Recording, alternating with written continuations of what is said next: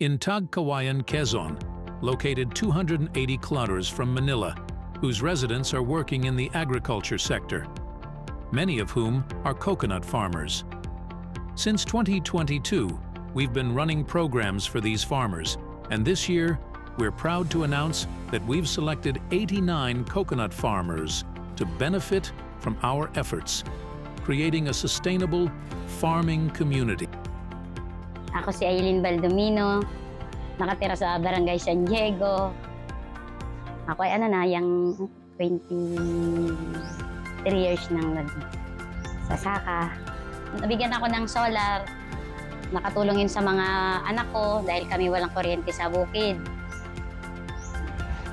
Doon naman sa scholar, nakatulong din yun sa dalawa kong anak, pampadagdag din sa kanilang pang-allowance sa araw-araw. Makakatulong po yun, pandagdag din na pangano sa aming pangangailangan, malwakad ng mga gulay, kailangan ng mga anak ko ng mga pang-ulam-ulam. Kaya mahalwa't mabibigyan kami ng mga tools na gagamitin, hindi na namin bibilin pa. Magpapasalamat po ako at nakuha po ulit ako na beneficiary ng CCA.